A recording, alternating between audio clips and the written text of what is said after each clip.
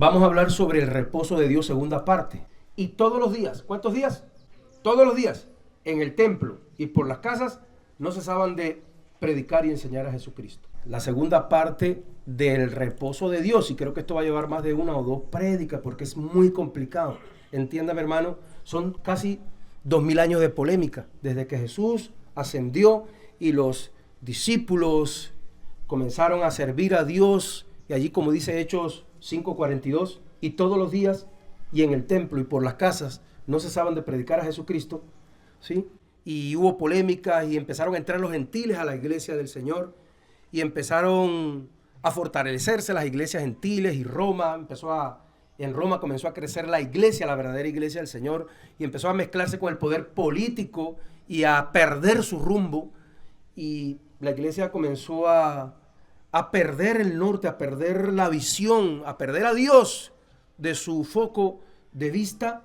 Desde el mismo principio comenzaron las polémicas, que si el sábado, que si el domingo. Segunda parte de cuál es el día de adoración escogido por Dios. ¿Es sábado? ¿Es domingo? El día de adoración, ¿cuál es? Voy a recapitular un poquito, rapidito, de lo que compartimos la semana pasada. Ojalá no me coja toda la prédica recapitulando, pero hay cosas que yo quiero ampliar, cosas que yo quiero mejorar, y una de ellas es que usted entienda, que nosotros entendamos el verdadero objetivo de mi prédica, hermano. No es que usted logre definir cuál es el verdadero día de adoración, si sábado o domingo. Si usted sale de acá convencido de que es el sábado, o convencido de que es el domingo, o convencido que cualquier día, pues entonces yo no gané mucho o no gané nada, porque mi verdadero objetivo es que crezcamos en la gracia, que la gracia gane espacio en nuestras mentes sobre el legalismo religioso y sobre el libertinaje mundano, sobre nuestras mentes, la mía incluso, sobre mi mente y sobre la suya, incluyéndome yo, porque debo ser el principal beneficiario de esto. Es decir, que la gracia gane, triunfe, gane más espacio, crezca en nivel de conciencia sobre el legalismo religioso y sobre el libertinaje mundano, de lo cual hemos predicado. Y usted lo conoce, lo puede buscar en YouTube, los mensajes que hemos puesto, ¿sí? Entonces, usted y yo tenemos una mente desequilibrada. Perdón, disculpe, no quise decir eso. Usted y yo tenemos una mente que no se equilibra fácilmente en la gracia. Le dije desequilibrado. No, pero disculpa, no quise decir eso. Quise decir que usted y yo no podemos estar en el equilibrio constantemente de manera muy fácil en la gracia, porque o nos vamos al legalismo religioso o nos vamos al libertinaje mundano. Como nuestra naturaleza está corrompida por el ego, por el deseo de recibir solo para sí mismo, ¿sí? No siempre es cosas materiales, muchas veces es reconocimientos, que vean que sabemos, que somos inteligentes, que no somos tan torpes. Otras veces es otras cosas. Entonces, nuestra mente no se equilibra fácilmente sobre la gracia. O nos vamos al legalismo religioso o nos vamos al libertinaje mundano. El verdadero objetivo es que nuestro nivel de conciencia crezca en el conocimiento de la gracia de nuestro Señor, Dios Todopoderoso, Jesucristo, Yeshua HaMashiach, el Rey de Israel. Entonces, yo quisiera que usted estuviera dispuesto a coger su ego, el mío, y estrujarlo, cogerlo por el cuello y decir: yo quiero que gane no mi ego ni mi sesgo de confirmación, sino yo quiero que gane mi nivel de conciencia, ¿sí? En la gracia, porque somos salvos no porque usted conozca que es el sábado o el domingo o cualquier día, sino que somos salvos por gracia. Y todas las prédicas se va a dar cuenta que van a ir con el objetivo de crecer en la gracia de Dios, de abrir nuestro nivel de conciencia a la gracia de Dios. Si se acuerda, hablamos sobre los niveles del alma, ¿sí? Y que realmente para el pensamiento semita o el pensamiento judío de aquellos tiempos, el alma no eran partes y componentes como tenemos en el pensamiento occidental, que estamos acostumbrados a partes y componentes: una casa, cemento, ladrillo y arena; un carro, hierro, cauchos y aceite, no sé, no. No, así no es para ellos. Para ellos son niveles de conciencia. y sabe que se va creciendo en niveles de conciencia. Hay animales que usted tiene que son muy inteligentes, pareciera que entendieran a veces que tienen chispazos, porque están más conscientes. Eso es el alma. Eso es el alma según el pensamiento semita. Y estas prédicas yo quiero que nos lleven a crecer en nivel de conciencia. Vamos a ver el argumento introductorio de la vez pasada, que lo cambié de la semana pasada, le mejoré cosas para entenderlo de diferentes formas. Y yo les hice la pregunta, ¿sí? Esta vez no me la responda, solo se la voy a repetir porque estoy recapitulando. ¿Crees que tu opinión y tu práctica sobre el día de reposo, tu opinión y tu práctica, el día que practiques, sobre cuál es el día correcto de adoración instituido por Dios, te salva o te manda para el lago de fuego? Es decir, ¿crees que tu creencia, tu opinión sobre el día de adoración determina tu condenación o tu salvación? En otras palabras, ¿eres salvo o eres condenado por tu opinión y tu práctica sobre cuál es el día de adoración instituido por Dios? ¿Por el día que practicas? Entonces, hay verdades que parecen contradictorias, pero no se contradicen, sino que se engranan. Y en esto estamos aprendiendo usted y yo juntos, porque esto es un trabajo investigativo. Entonces, hablábamos de algo parecido a esto, que lo voy a repetir de otra manera. Si tengo que guardar el sábado como día específico de adoración, como día del Señor, para ser salvo, para ser justificado, para no perder la salvación, pero si falto a cualquiera de los mandamientos morales de Dios, de todos modos estoy faltando a la ley, ¿sí? Entonces, Santiago 2:10 me dice: porque cualquiera que guardare toda la ley, pero ofendiera en un punto, se hace culpable de todos. Y Gálatas nos dice que, pues el que trata de ser justificado por las obras de la ley, pues es maldición, porque no la puede cumplir completa, y entonces va a quedar maldito porque le va a quedar algún punto por incumplir, y de todos modos va a estar en maldición y en condenación. Por un lado eso, y créame que la mayoría de las personas que guardan el día sábado como día de adoración no lo hacen ignorantemente como nosotros creemos. Decimos, son religiosos porque guardan el sábado. Muchos de ellos están conscientes que no se salvan por guardar el sábado. Sobre todo los líderes, los pastores. Ellos están conscientes que no se salvan por guardar el sábado. Algunos de ellos lo hacen como para agradar más a Dios, o como para ser más cumplido con lo que estrictamente dijo Dios, y que aunque no se salvan por guardar el sábado como día de adoración, sí lo hacen por agradecimiento, por amor y agradecimiento.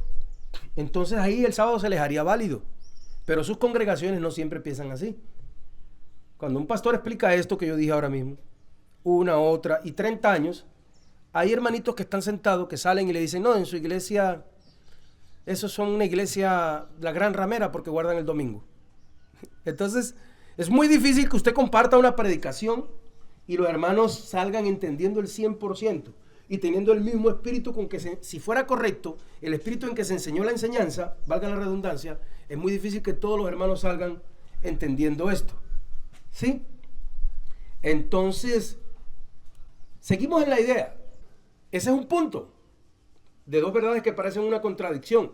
Si tengo que guardar el sábado o el domingo, porque hay evangélicos que aseguran que es el domingo, como dije, mi amado y querido pastor Suje Michelet, que tanto admiro y que es mi preferido, uno de mis preferidos, defiende el domingo, ¿sí?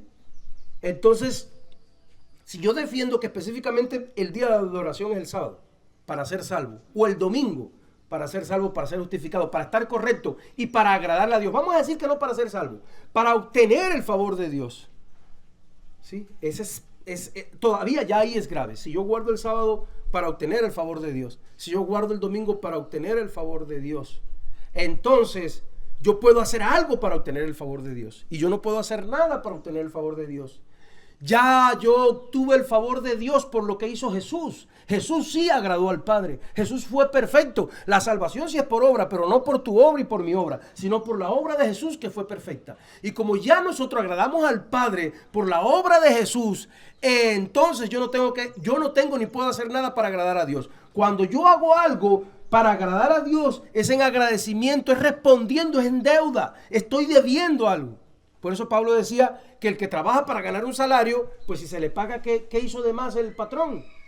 Si nosotros podemos hacer algo para ganar el favor de Dios, cuando Dios nos da la salvación, ¿qué grande hizo Dios? ¿Qué cosa grande hizo el Padre? Si nosotros trabajamos y nos ganamos la salvación. No, yo trabajo, yo trato de obedecer, yo trato de agradar a Dios, pero no porque con eso puedo alcanzar el favor de Dios, sino porque ya tengo el favor de Dios y hago eso en amor y agradecimiento a Dios. En deuda. Nosotros estamos en deuda total con Jesús. Nosotros estamos en deuda total, número rojo, no, impagable nuestra deuda. No podemos hacer nada para alcanzar el favor de Dios, pero sí podemos hacer mucho agradecidos y en amor. Cuando nosotros actuamos agradecidos y en amor, oigan esto que nunca les he dicho, esto de la prosperidad o de la teología de la prosperidad. Cuando nosotros hacemos algo agradecidos y en amor, respondiendo no como quien va a cobrarle al Padre, sino como quien le debe y no le puede pagar, entonces Dios los cuenta como obras buenas. Y eso es lo que llama la Biblia buenas obras, que van a ser analizadas en el tribunal de Cristo. Entonces, como buenas obras, Dios sí puede multiplicar, bendecir y hacer cosas buenas con lo que hemos hecho. Por ejemplo, si el pastor me enseña en la iglesia que yo doy el diezmo y la ofrenda para alcanzar el favor de Dios y que Dios me lo multiplique, eso se convierte en legalismo religioso. Eso es transar un trato con Dios. Eso es negociar con Dios. Y si a alguna persona se le multiplica a Dios es porque Dios los quiere llevar por el camino egoísta que ellos quieren ir. Y ahí están todos los pastores de la prosperidad que conocí en Cuba hace 30 años, perdieron la luz de los ojos y no tienen buena doctrina. Y todos los que conozco aquí, que predican prosperidad y política y se mezclan con el poder política, no tienen luz en sus ojos, no tienen buena doctrina. Así tengan el liderazgo que tengan, así sean jefe de los jefes. Yo sé que Jesús es el único rey de reyes y señor de señores, pero aquí hay jefe de jefes y mandón de mandones. Dirán algunos líderes religiosos, toda rodilla se doblará porque soy el jefe de jefes y el mandón de mandones. Entonces, aunque sea el jefe más grande que enseñe eso, está enseñando legalismo religioso. Pero cuando yo ofrendo y diezmo, el diezmo para mí es solo un medidor, donde Dios les enseñó en el Antiguo Testamento que más podría dañar tu economía y que menos es como Dios diría, venga, lo estoy bendiciendo, mano, y usted ya no sea tacaño conmigo si yo soy el que le doy todo. Entonces el diezmo para mí es un buen medidor, como que Dios dio esa norma para decir por ahí más o menos, porque hay personas que lo quieren dar todo. Créanme que hay personas que quieren dar todo, no quieren dar el diezmo, quieren dar el salario completo, y el pastor debería decirle, no señor, dé el diezmo. Entonces, hermano, eso es una gran verdad. Pero cuando yo doy mis diezmos, mis ofrendas, diezmo como medidor de que es la cifra más o menos que Dios dijo, por ahí no te vas a ni a dañar económicamente y pues vas a estar cumpliendo. Cuando yo doy mis diezmos, mis ofrendas, mis aportes, ayudo en la iglesia y lo hago en la gracia, en amor y agradecimiento, debiéndole todo por lo que Dios hizo, entonces Dios me lo cuenta como buena obra. Y si Dios quiere, después que analice, este no se va a corromper con la plata, este no va a malversar, este no es tramposo, o no sé, en su análisis que Dios hace de nuestra vida, Dios lo quiere y lo puede multiplicar. Claro que lo puede multiplicar, pero esa sería la verdadera posible multiplicación, que es totalmente contraria a la teología de la prosperidad, como le enseña el 99,9% de los púlpitos evangélicos. Entonces, esa multiplicación en las buenas obras del cristiano que vive en la gracia es más complicada, porque usted tiene que dar solo por amor y agradecimiento, no esperando nada, pero sabiendo que Dios no se queda con nada.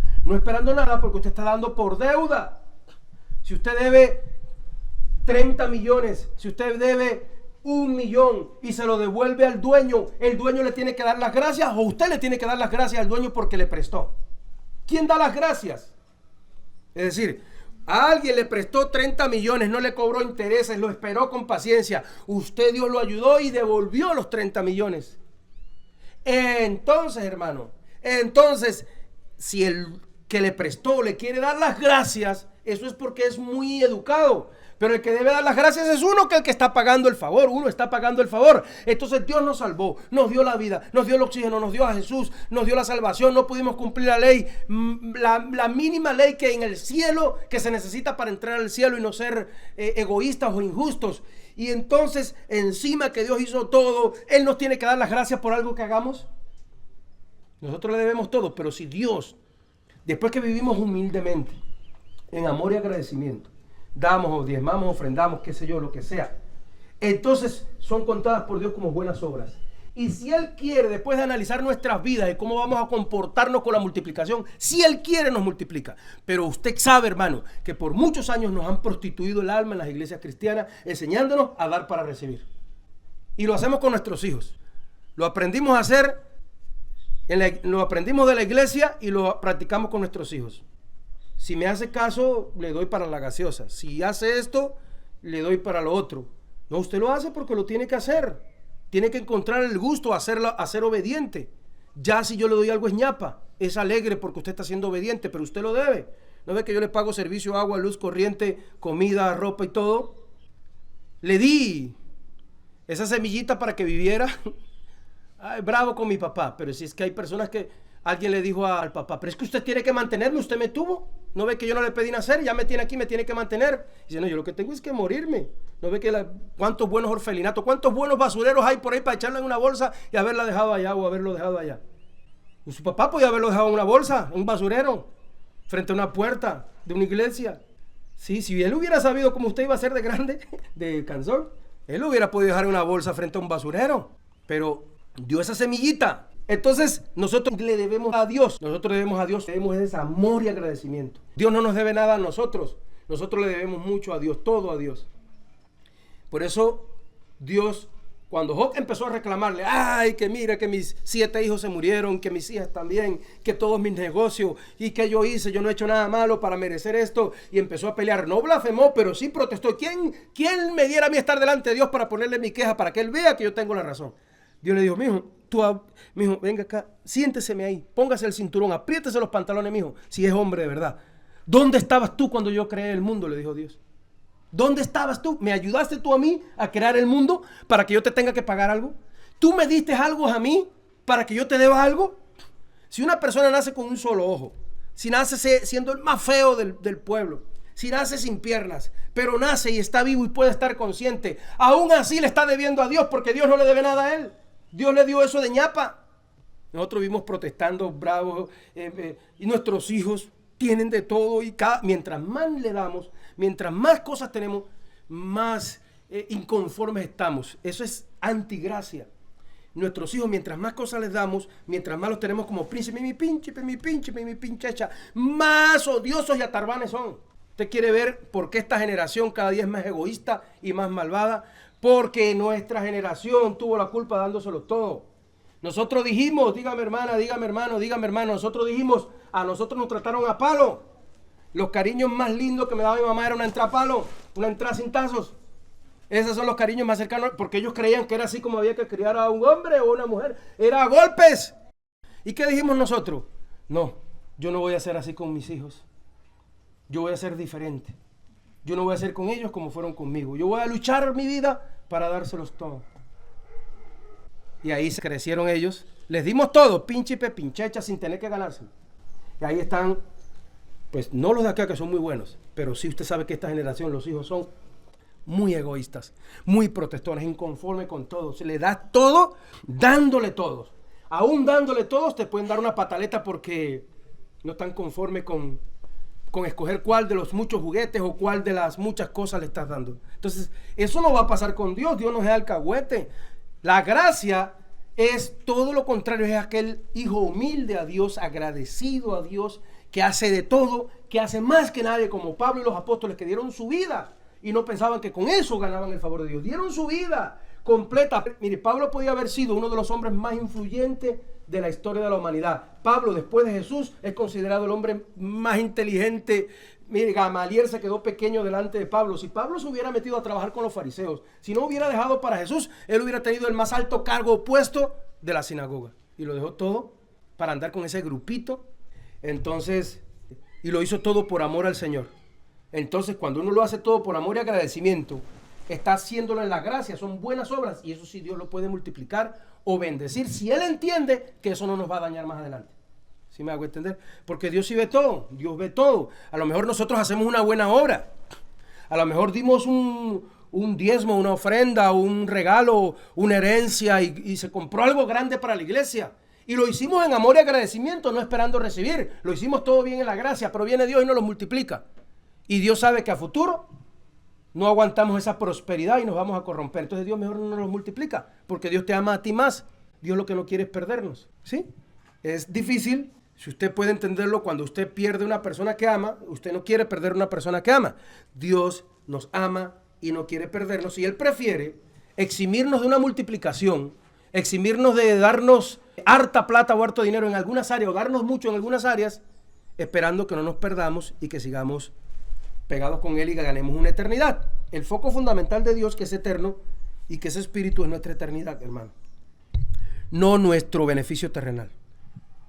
Nuestro beneficio terrenal, eso nos lo promete Satanás, un mejor beneficio terrenal para que nosotros perdamos el norte. Entonces, estábamos hablando, si yo tengo que guardar un día específico de adoración, como el sábado o el domingo, creyendo que con eso voy a tener el favor de Dios, es mejor que vaya que la salvación y que la justificación. Solamente creyendo que con eso voy a ganar el favor de Dios es legalismo religioso, ¿sí? Pero puede ser que alguien guarde el domingo y alguien guarde el sábado o cualquier otro día, ¿sí? Tenga sus cultos el martes o el miércoles, y la persona esté consciente que lo hace en amor y agradecimiento, no creyendo que gana el favor de Dios por guardar ese día, sino que lo hace en amor y agradecimiento, y lo está haciendo en la gracia. Entonces, el error sería pensar lo que piensa, valga la redundancia, el que no logra comprender esto que le estoy diciendo. La persona que no logra comprender esto que estoy diciendo, ¿sí? Y sí cree que con que un día específico lo hace más importante que los demás, o lo hace superior a los demás, ¿sí? Una persona con buen comportamiento, una persona que viva en la gracia, que se comporte perfectamente para Dios en amor y agradecimiento, hermano, es más agradable para Dios que si otra persona tarbana, odiosa, egoísta, lo hace en el día que él cree que es. Entonces, vuelvo al punto. Si una persona cree que guarda un día específico, sea sábado o domingo, o cualquier otro día, y que con eso obtiene el favor de Dios, entonces queda complicada su vida, porque si cree que cumpliendo ese punto obtiene el favor de Dios, tendría que cumplir todos los puntos de la ley, porque como leímos, Santiago 2:10 dice que cualquiera que guarde toda la ley, pero ofendiera un punto, se hace culpable de todos. Entonces la ley, aunque es buena, la ley aunque es preciosa, la ley aunque es bonita, para nosotros es una regla complicada, para nosotros es un medidor difícil, para nosotros se vuelve un látigo, para nosotros se vuelve un instrumento de muerte. ¿Por qué? Porque aunque la ley es buena, si nosotros somos malos, no alcanzamos a cumplirla y tenemos asegurada la condenación. Somos maldición, somos malditos. Entonces, Dios pensó en un mejor sistema, que es la gracia, donde tratamos de cumplir la ley moral de Dios y tratamos de cumplir la ley ritual y civil, pero pues la esencia, no los ritos, no la parte ritual, sino la esencia que mostraba ese rito, y tratamos de cumplir esa ley por amor y agradecimiento, agradecidos a Dios, en amor a Dios y agradecidos por lo que Él hizo por nosotros. Entonces ahí esa ley no se convertiría en legalismo religioso, sino se convertiría en gracia para nosotros. Mire, hay personas que creen, que entienden esto muy superficialmente y que creen que, bueno, dicen, si guardo el sábado para obtener el favor de Dios, para tener la salvación o para lo que sea, si guardo el sábado para cumplirle a Dios, porque es el verdadero día de Dios, entonces tendría que cumplir toda la ley, entonces sería religiosidad, como dicen ellos, sería ser religioso, entonces no es cumpliendo la ley. Bueno, eso a nosotros nos queda claro porque lo acabo de explicar. Entonces no es cumpliendo la ley. Entonces lo que mal piensa el que se va al libertinaje es, entonces me voy a poner a incumplir las escrituras, me voy a dedicar a incumplir la ley de Dios, porque si cumplo la ley, esa es la, ¿cómo decir?, la encrucijada.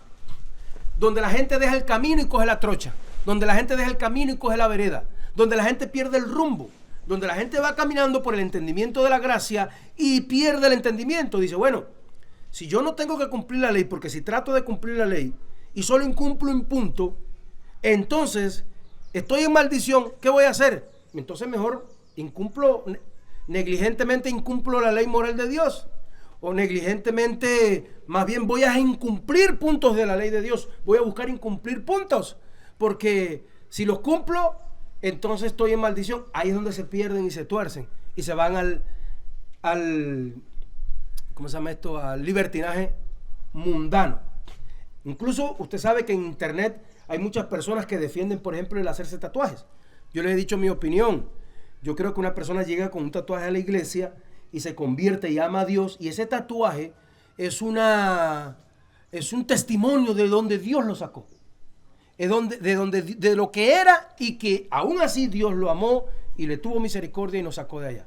Pero no creo, estoy convencido que después de estar en la iglesia, hacerse tatuajes, porque en la Biblia no dice que es desagradable a Dios, eso sí está equivocado. Y usted sabe, puede buscar en internet, hay unos jovencitos que se dedican cristianos, que se dedican a tatuarse y a mostrarlo para que vean que hacerse tatuajes no es malo, que eso no está en contra de la ley de Dios. ¿Y qué argumentan ellos? Dice, bueno, si está prohibido hacerse tatuajes y no me puedo tatuar, y está prohibido hacerse tatuajes porque en Levítico 19:27 y en Levítico 21 dice, no recorten la patilla de sus cabellos, ni se afeiten la barba completamente, sino corten las esquinas de la barba, ni se hagan heridas o tatuajes. Pero especifica, como manera de rendir culto a los muertos, yo soy el Dios de Israel. Entonces dicen ellos, bueno, si está prohibido hacerse tatuaje, entonces tampoco se corte la barba, entonces tampoco se corte las patillas. Ignorantemente, al desconocer, siendo ignorantes total de las escrituras, siendo ignorantes totalmente de la relación entre la gracia y la ley, que la gracia es el gran error en el que caen los líderes religiosos, los predicadores evangélicos, los pastores cristianos. La gracia no es un enemigo de la ley, la gracia no es contraria a la ley, la gracia es un mejor mecanismo de cumplir la ley, el único mecanismo eficaz de cumplir la ley. Es decir, la gracia no es enemiga de la ley, la gracia es enemiga del legalismo religioso. ¿Sí me hago entender? Entonces vienen esos ignorantes y dicen que no es correcto hacerse tatuajes, porque si no te puedes hacer tatuajes, entonces tampoco puedes cortarte la barba, tampoco puedes rasurarte, demás y demás. Es que tenemos el error de pensar que como estamos bajo la gracia, entonces la gracia anuló la ley y nos da licencia para pecar. La gracia no anuló la ley y no nos da licencia para pecar, sino entonces estamos en la gracia, vamos a salir a incumplir la ley. Porque si vamos e incumplimos la ley, lo que mencionaba ahorita, entonces vamos a tener el favor de Dios. Eso es totalmente equivocado, eso nos lleva a ser libertinos mundanos. Porque si para salvarnos debemos aprovechar y salir a incumplir los mandamientos, entonces salgamos a hacernos imágenes, salgamos a hacernos ídolos, salgamos a blasfemar el nombre de Dios. No vengamos al culto de día de reposo, sea sábado o domingo. Salgamos a matar y a robar, salgamos a ser inmorales, salgamos a codiciar todo lo de nuestros vecinos y hermanos, practiquemos la injusticia entonces. Y eso me hace libertino y está claramente mal. Y el apóstol Pablo nos lo confirma. Nos confirma que está mal cuando dice en Romanos capítulo 6 versículo 1. Pues ¿qué diremos? ¿Perseveraremos en el pecado para que la gracia abunde? En ninguna manera, porque hemos muerto al pecado, ¿cómo viviremos en él? Dice Pablo.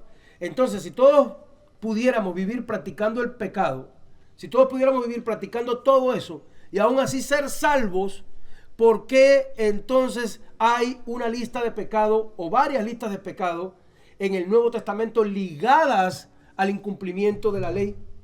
Con la sentencia final, los tales no heredarán el reino de los cielos. Por ejemplo, 1 Corintios 6:9. ¿No sabéis que los injustos? Y mire, este versículo, yo andaba buscando versículos que me vincularan los mandamientos con la justicia de Dios, porque los mandamientos de Dios muestran la justicia de Dios, son justos, y nosotros mostramos nuestra injusticia al no guardar los mandamientos. Es decir, cuando matamos a alguien que es inocente, no estamos mostrando que fuimos injustos. Cuando nosotros le robamos a alguien, ¿sí?, que es uno de los mandamientos, no estamos mostrando que somos injustos. Cuando nosotros no adoramos a Dios y buscamos ídolos, no estamos mostrando que somos injustos porque el Padre nos creó y nos dio todo y en vez de pedirle a Él le pedimos al ídolo. ¿Sí? Cuando deshonramos a nuestros padres, así hayan sido malos, algunos tuvieron padres malos, qué triste, pero los deshonramos, entonces no está siendo injusto porque al menos dio la semilla para tu vida. Entonces, cuando matas, cuando dices falso testimonio, cuando codicias las cosas que tu prójimo se ganó, sea honestamente o como sea, y codicias lo de tu prójimo, su casa, su mujer, su transporte, su buey, sus cosas, las codicias y le deseas que le vaya mal y que se les dañen, o a dura fuerza quieres hacer no está siendo injusto. Entonces el que incumple los mandamientos es injusto porque los mandamientos muestran la justicia de Dios. Y este versículo me lo dice 1 Corintios 6:9, uno de los listados de pecados que me muestra que cada pecado está ligado a un mandamiento.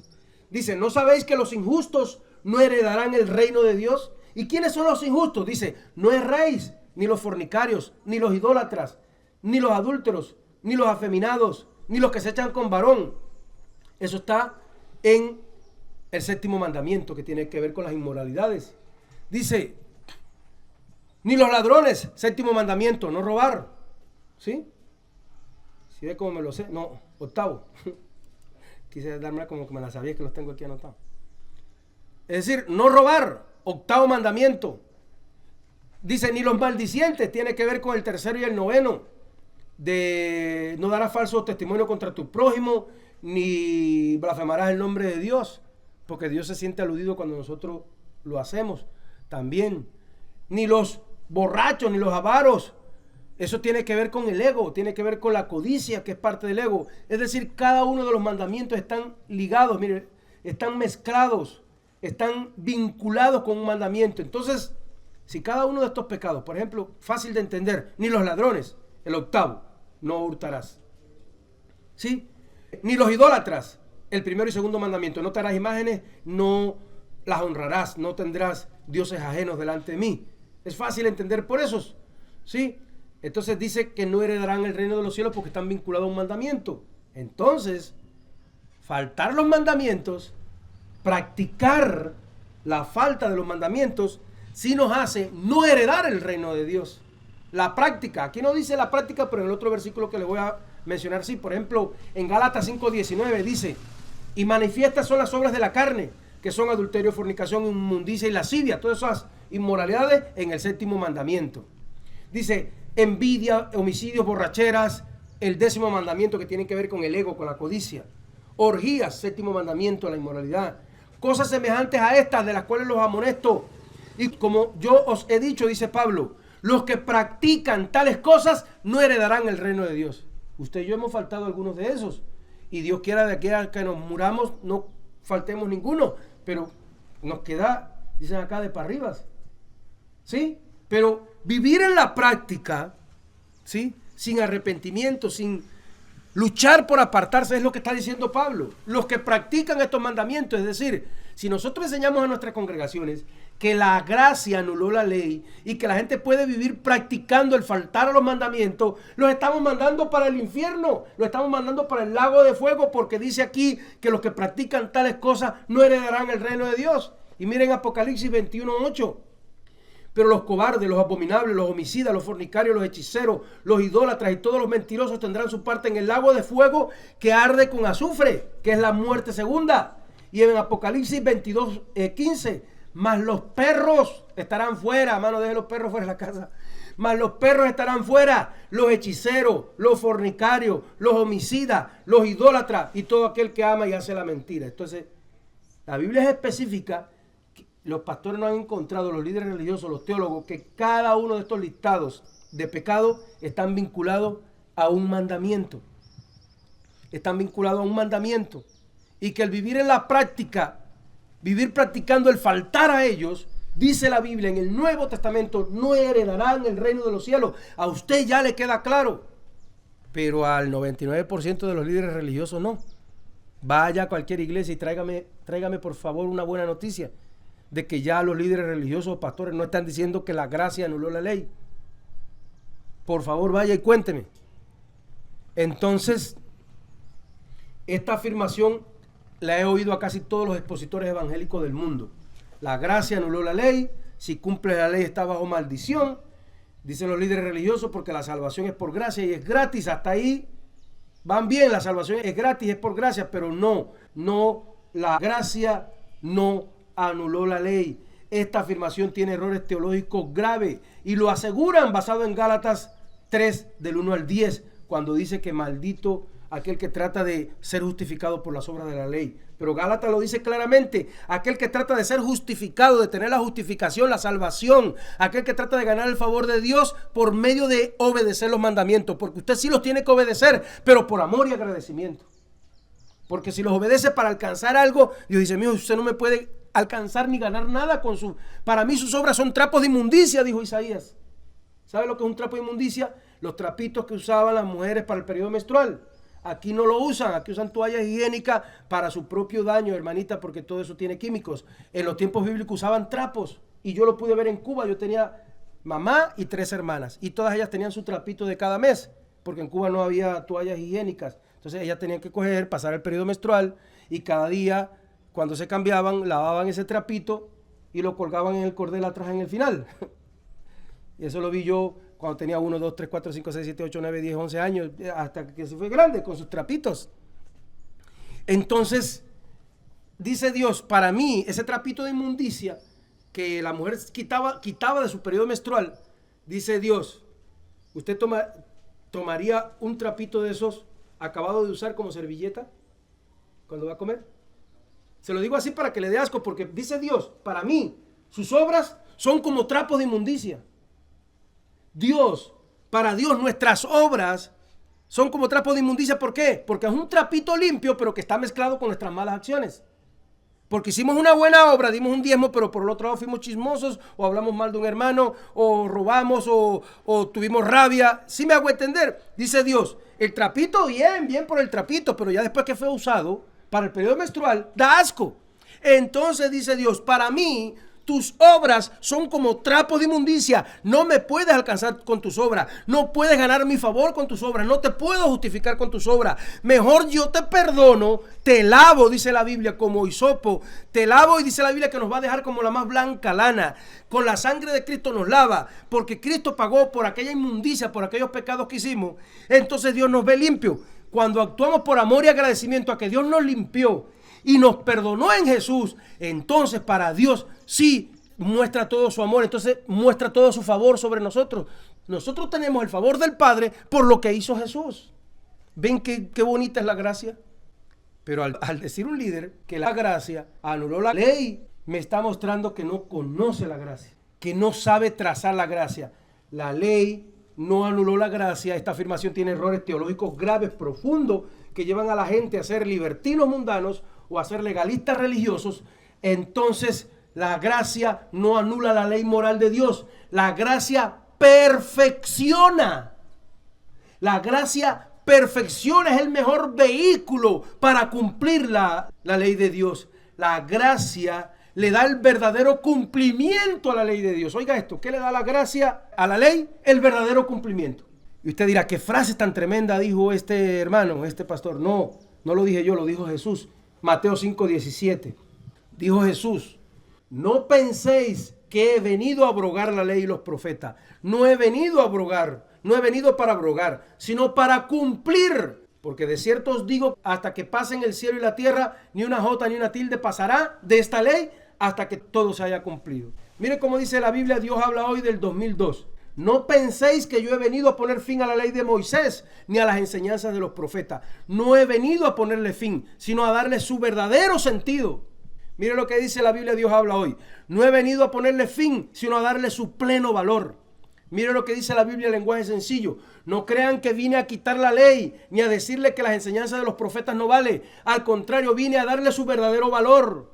Y la Biblia, pueblo de Dios para todo. No piensen que he venido a destruir la ley de Moisés y los libros de los profetas. No he venido para destruirlos, sino para darle su completo significado. ¿Qué hace la gracia? ¿Qué hizo Jesús? Darle a la ley su verdadero sentido, darle su pleno valor, darle su verdadero significado, darle su significado completo, darle el verdadero cumplimiento. Porque con la ley escrita, la hermosa y preciosa y santa ley escrita, desde afuera los judíos la trataban de cumplir externamente, pero no de corazón, por eso se volvieron malos. Pero en la gracia, Dios quiere que nosotros nos volvamos buenos de verdad y que la ley toque nuestro corazón y que nosotros cumplamos internamente, seamos buenos de corazón. Si usted es malo, hermano, de corazón, le va a quedar de para arriba cumplir la ley, porque lo primero que hace la ley de Dios es hacernos buenas personas. Si usted lleva 5, 10, 20 años en la iglesia y sigue siendo mala persona, sigue siendo odioso, sigue fuera de la gracia, sigue siendo un desgraciado, hermano, analícese, porque Dios no está haciendo nada en usted. O es un mentiroso, pídale a Dios que haga algo. Porque ¿qué hace 20 años en la iglesia fuera de la gracia? ¡Qué desgracia! Entonces, la ley vino a hacer lo bueno. Mucha gente, ay, pastor, pues usted es bobo, pastor, usted, mire, esto que, pues no, yo no sé cómo usted aguanta esto o lo otro. Como usted, es que la palabra me pone una camisa de fuerza, ¿sí? La palabra, porque muchas cosas nosotros las queremos resolver a batazos, a golpes, los hombres, y las mujeres desquites de lo que pues saben las mujeres hacer. Entonces, si nosotros pasamos años en la iglesia y no nos vuelve buenas personas el evangelio, es que no estamos en la gracia. Y se lo he dicho muchas veces, antes yo no lo entendía, hoy lo entiendo. Los años en la iglesia nos pueden volver tan malos como los fariseos que vivieron con la ley externa, vivieron en el legalismo religioso, o como Herodes, que era libertino mundano, y los herodianos. Pero los años en la iglesia, si entendemos la gracia, nos puede volver tan buenos como Pablo, como Juan, como Pedro, como los discípulos apóstoles del Señor. Mire, que los apóstoles no eran un dulcecito al principio. Juan y el otro, Señor, vamos a entrar en aquella ciudad. No quieren que vayamos, quieren que pidamos fuego del cielo y los consuma. Y Jesús, ¡ey, aguante, vale! Aguante, eran violentos, mejor dicho, eran violentos. ¿Y Pablo? ¿Pablo cómo era de violento? Pablo era violento. Pablo era violento. ¿Y cómo tuvo que soportar después tantas cosas? No es fácil para nosotros como hombres con la carne que tenemos, que nos acostumbramos en el pasado a resolver todo a golpe, bajarnos del carro, bueno, en Cuba no hay carro, de la cicla, y resolver todo yo no sé cómo es acá, pero allá en Cuba vas por una acera y desde que viene por allá 100 metros el hombre que va por la acera, como si fueran tigres, vas mirando al que viene de allá y el de allá viene mirando al que está acá para ver si chocan el hombro. Si le pasas por el lado y chocas el hombro, eso era un conflicto, porque nadie quería dejar la acera. Y si pasaban y chocaban los hombros, era pelea. Gracias a Dios que allá no es con chuzo, allá era pues a puños. Entonces, era un conflicto siempre, es un conflicto de nuestra carne de querer resolver las cosas de manera humana. Pero entonces, el verdadero sentido de la ley es que a través de la gracia nos vuelve buenas personas de verdad. Si pasamos años en la iglesia y no somos buenos de corazón y no cambiamos, entonces, hermano, es una desgracia su vida. Entonces, Jesús dijo que la gracia realmente venía a darle el verdadero cumplimiento a la ley. Bueno, esto quería aclarar de la semana pasada. Quería aclarar porque dimos una introducción distinta a esta. Esto no lo repetí. Son los mismos puntos de la semana pasada, pero no los repetí porque quería ampliarlo, porque lo dejé confuso. Y mi principal objetivo no es solo que usted aprenda que si un día u otro. Sería muy torpe yo, No, yo no quiero rebajar mi nivel de conciencia. Yo quiero crecer como Pablo, como los apóstoles, como esos grandes hombres, no reducirme a convencerlo a usted de que un día u otro. Yo quiero crecer en nivel de conciencia de la gracia, que es lo que realmente trae beneficios de salvación. Entonces, ¿se acuerda que dijimos la semana pasada que nuestra salvación la seguridad de nuestra salvación y de nuestro favor de Dios estaba no en afirmar que un día u otro era el día de salvación, sino en afirmar que nuestra salvación depende totalmente en Jesús? Eso no quiere decir que una persona que guarda el sábado o el domingo no lo haga sabiendo que su salvación no está en el día, sino en Jesús. Puede guardar su sábado y su domingo haciéndolo correctamente, hermano. No pensemos que todo el que está en el sábado está mal y ellos que están en el sábado piensan que todos los que están en el domingo están mal. Si ellos piensan que su salvación está en Jesús y que pues ese día se reúnen porque no les queda remedio por el trabajo, por demás o demás, pero sí hay otros que sí afirman que tanto de un grupo u otro, que es su día y que los otros, mejor dicho, van para el lago de fuego. Entonces nuestra salvación está en Jesús. Voy a leer solo un versículo. Juan 14:16, Jesús dijo: yo soy el camino, la verdad y la vida, nadie viene al Padre sino por mí. Pero leímos la semana pasada Hechos 4:12, 1 Timoteo 2:5, Juan 3:16 y 1 Juan 5:11 al 12, donde muestra claro que solo en el nombre de Jesús hay salvación. Dentro de los defensores del sábado y detractores del domingo, hablamos de que los defensores del sábado argumentan que es un mandamiento bíblico del Antiguo Testamento y está en Génesis 2, del 2 al 3 y en Éxodo 20, del 8 al 11, y es una gran verdad, ahí está, y fue Dios el que designó ese día. También ellos dicen como defensa del sábado que es una práctica judía y también Jesús lo practicó. Es una gran verdad, pero los defensores del domingo pueden decir, sí, Jesús cumplió el sábado porque estaba en la ley, pero después de la ley ya cambió. Pues al hablar ellos, lo que dicen ellos, que estamos en otra dispensación que no es la ley, que es la gracia, y que la ley fue anulada. Entonces, también los defensores del sábado dicen que el sábado fue designado como una señal perpetua y se considera como una señal eterna entre Dios e Israel. Éxodo 31, 16 al 17, allí lo dice. También hay menciones, los defensores del sábado argumentan que hay menciones en el Nuevo Testamento sobre la adoración el sábado. Y se habla de que los apóstoles continuaron adorando en el sábado después de la resurrección, Hechos 13, 42, 44 y 16, 13, lo cual sí está allí. Y que no hay ninguna orden bíblica para cambiar del sábado de día de adoración para el domingo. Sí, es verdad, no hay ninguna orden bíblica de cambiar del sábado para el domingo. Pero si en la gracia se podría adorar perfectamente cualquier día, entonces tampoco tendría que haber tal orden que dijera que había que cambiar para el domingo. Entonces, el sábado se encuentra en la profecía y en el futuro. En Isaías 66, 23 habla de que el reposo, no dice el sábado, dice que el reposo será observado en la nueva tierra. Claro que si ponen un asterisco y a esa palabra reposo en el original, que dice Shabbat, dice a pie de página que es sábado, la mentalidad es inclinada a pensar más en un día que en un concepto de reposo, porque en la eternidad vamos a reposar, la verdad, todo el tiempo en el Señor, no solo un día a la semana. Entonces no sabemos cómo va a ser el tiempo en la eternidad, tampoco lo sabemos si va a ser semanas así como nosotros tenemos ahora, y que el sábado para domingo se debe a una influencia pagana según un plan de Satanás, lo cual es verdad en el concilio de la Odisea, siglo IV, el emperador Constantino oficializó este cambio. Dicen los defensores del séptimo día, no le voy a decir más sábado, que para alinearse con el culto al sol, al invencible Mitras que adoraban los romanos, para que se cumpla la profecía de Daniel 7:25, donde dice que el anticristo, que es un sistema político, religioso, económico, va a cambiar las fiestas y los días. Lo puede buscar en varias traducciones. Entonces, también hice un paréntesis argumentando que no es, como decir, lógico, no es del todo lógico defender tanto un día específico como el sábado, cuando ya el sábado es un nombre pagano. Lunes a la luna, martes al planeta Marte, miércoles a Mercurio, jueves a Júpiter, viernes a Venus, sábado a Saturno y domingo al Señor del Sol, o como se dice en inglés Sunday, que quiere decir día del sol.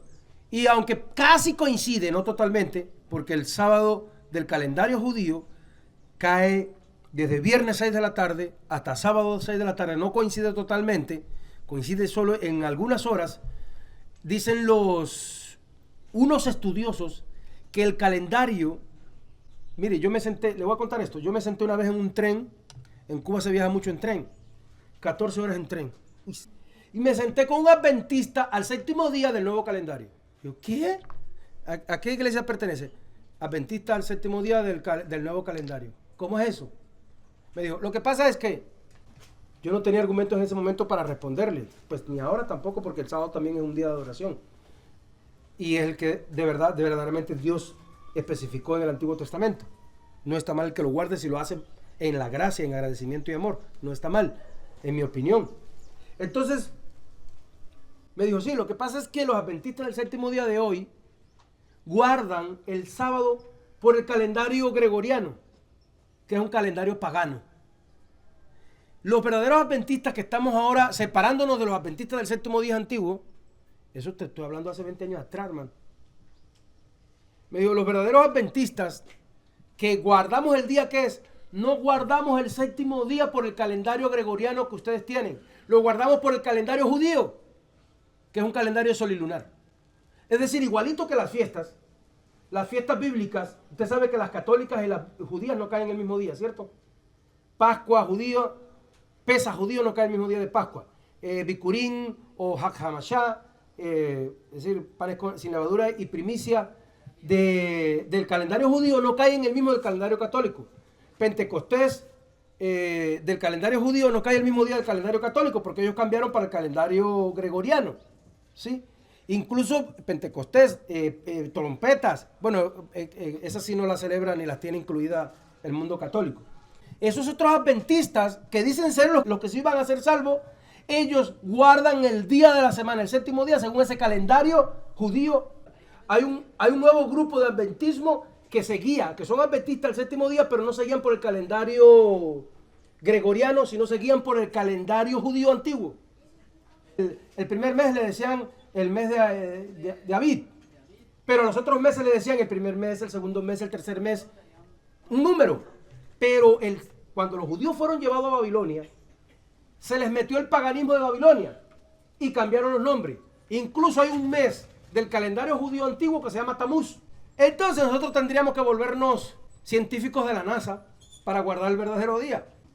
Entonces, ¿por qué calendario se están guiando ellos? Porque si se están guiando por el calendario que sacó Israel de Babilonia, que tiene los meses, uno de ellos recuerdo es Tamuz, tienen nombres. ¿Y sabe quién es Tamuz? De Nimrod. Sí, Semiramis, Tamuz. El calendario judío, los meses tienen nombres paganos, porque lo sacaron de Babilonia. Y ese no es el primer calendario. El primer calendario, el antiguo que tenían los judíos, que está en la Biblia, solo menciona un mes, el primer mes, el mes del Cordero. ¿Cómo será? Mire qué enredo hay.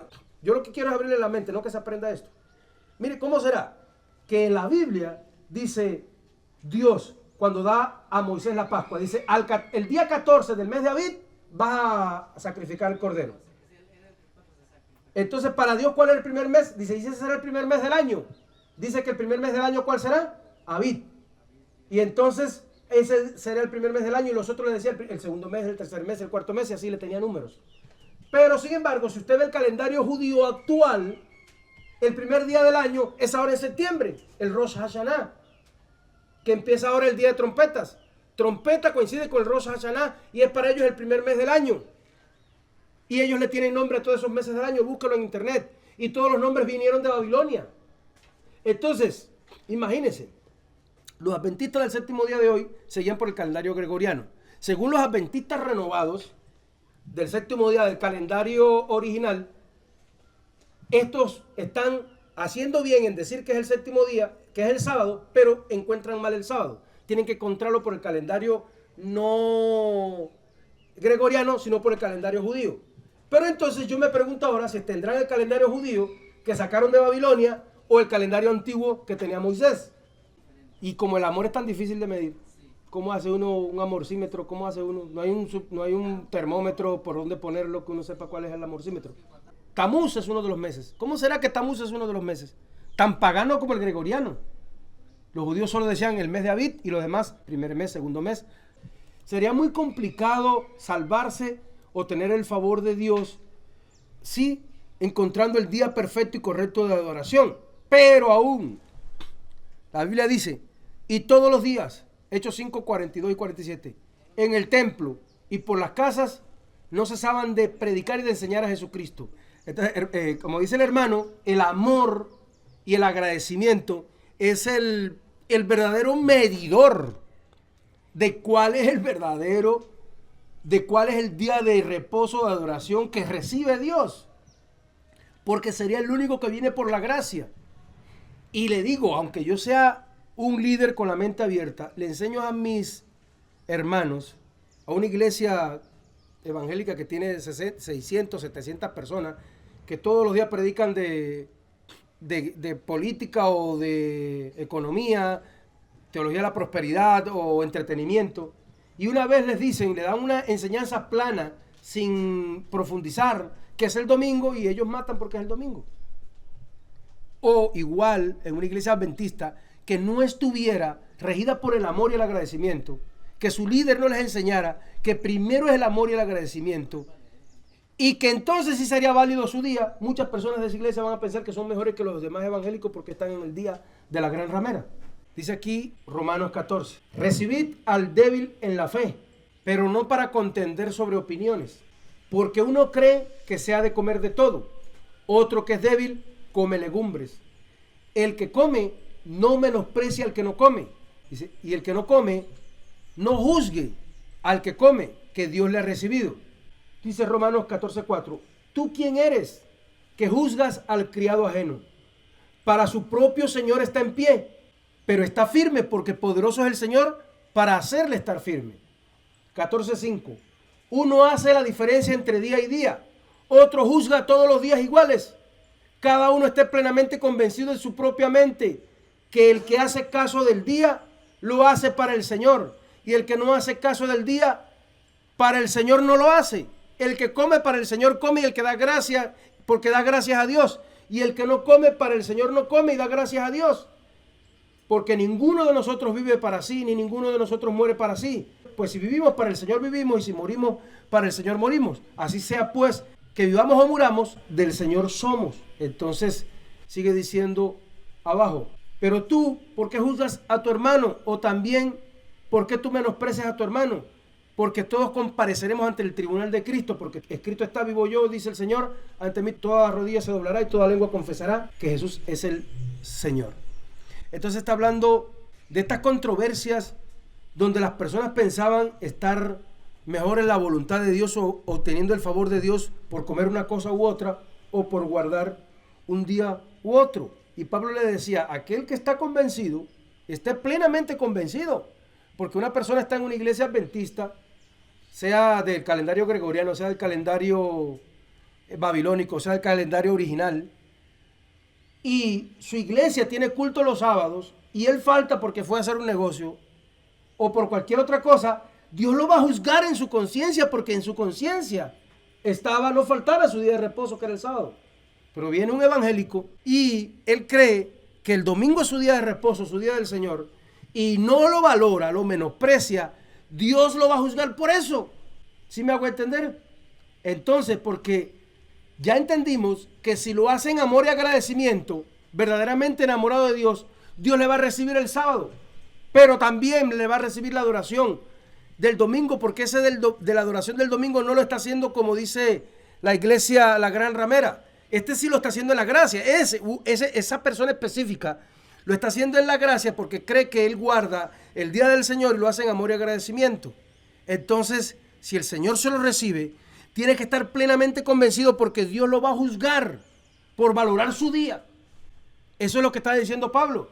Dice aquí, se lo voy a leer. Dice, uno hace diferencia, en Romanos 14:5, uno hace diferencia entre día y día.